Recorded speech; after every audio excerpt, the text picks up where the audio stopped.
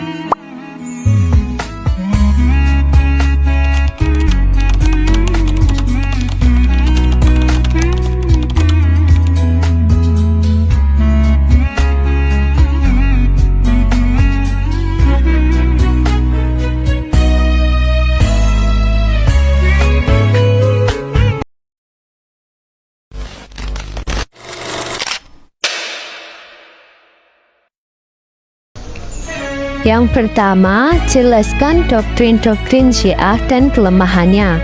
Syiah adalah orang-orang yang mengikuti ahli secara khusus dan menyatakan masalah imamah dan kekhalifahannya ditentukan secara nas dan wasiat dari Nabi Shallallahu Alaihi Wasallam yang dibuat baik secara terbuka maupun rahasia, dan meyakini bahwa masalah imamah itu tidak keluar dari keturunan Ali bin Abi Thalib.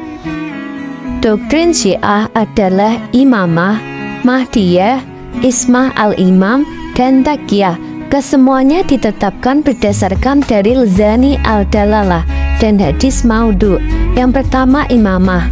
Imamah adalah salah satu doktrin Syiah yang sangat diperhatikan oleh pengikutnya mulai dulu hingga sekarang. Maksud dari imamah di sini adalah Ali bin Abi Thalib, begitu pula keturunannya adalah para khalifah pengganti Nabi Shallallahu Alaihi Wasallam, sebagaimana telah kami jelaskan sebelumnya. Diduga kuat bahwa orang yang pertama kali mengusung doktrin imamah dan mengklaim bahwa doktrin tersebut merupakan wasiat Nabi Shallallahu Alaihi Wasallam adalah Abdur bin Sabah. Doktrin imamah ini adalah doktrin pokok dalam ajaran Syiah. Doktrin ini ditarik ke dalam berbagai aspek agama seperti akidah, fikih, dan lainnya, sehingga menjadi kelompok Syiah mempunyai perbedaan yang sangat banyak dengan Aswaja. Syiah Isna Atsariyah berkeyakinan ada 12 yang telah ditetapkan sesudah Rasulullah Shallallahu Alaihi Wasallam, dan para imam tersebut diyakini oleh pengikutnya sebagai seorang yang maksum.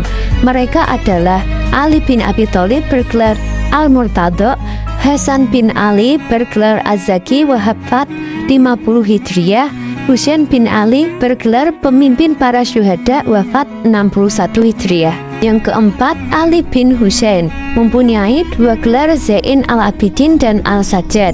Yang kelima, Muhammad bin Ali al-Baqir. Yang keenam, Ja'far bin Muhammad as-Siddiq. Yang ketujuh, Musa bin Ja'far al-Kazim. Yang kedelapan, Ali bin Musa al-Ridho.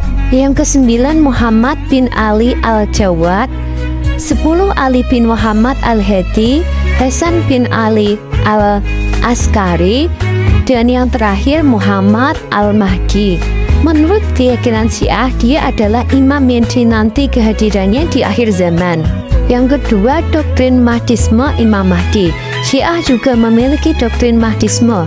Mereka meyakini bahwa imam mereka yang ke-12, Muhammad al-Mahdi, masih hidup dan akan kembali untuk menegakkan keadilan di muka bumi.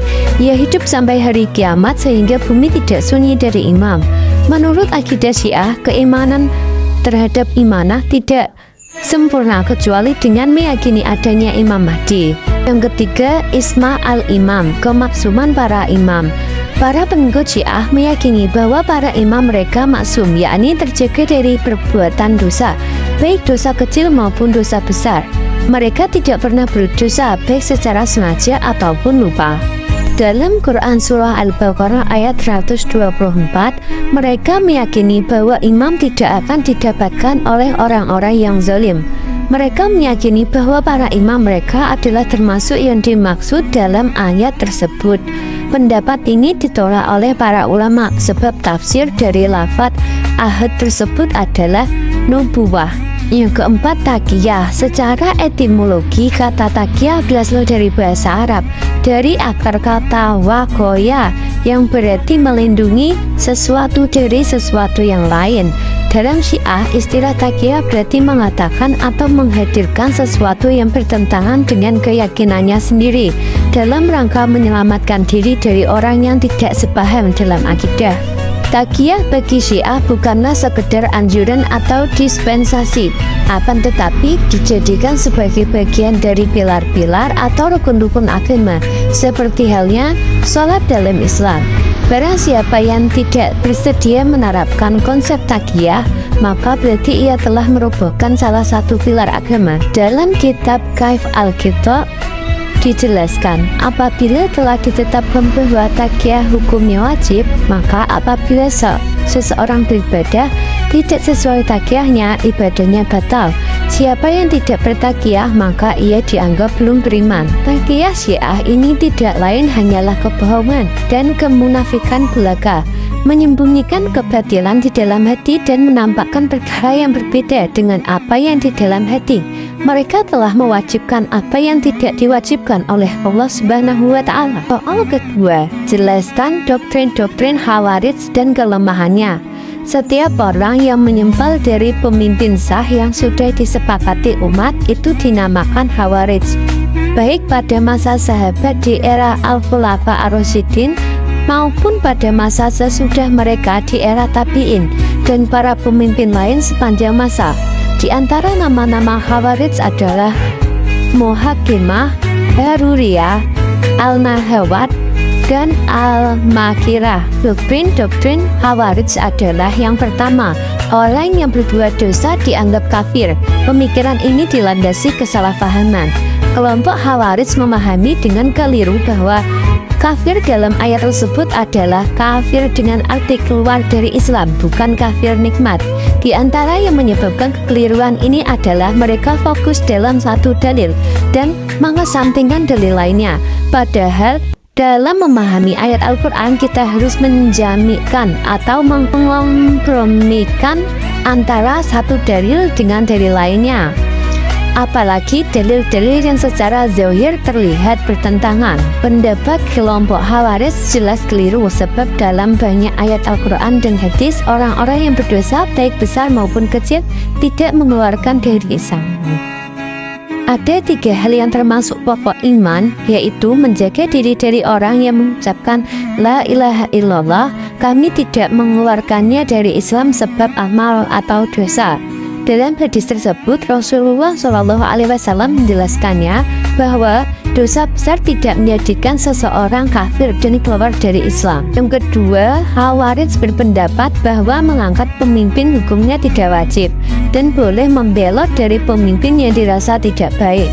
Pendapat ini berbeda dengan pendapat Ahlussunnah wal Jamaah, sebab Ahlussunnah wal Jamaah berpendapat bahwa mengangkat pemimpin hukumnya wajib dan haram membelot darinya, baik pemimpin tersebut baik maupun buruk. Sebab dampak yang ditimbulkan apabila tidak ada pemimpin dan keluar dari pemimpin yang sah sangat besar. Adapun apabila pemimpin itu buruk, maka kewajiban umat Islam adalah memberi nasihat dan bersabar.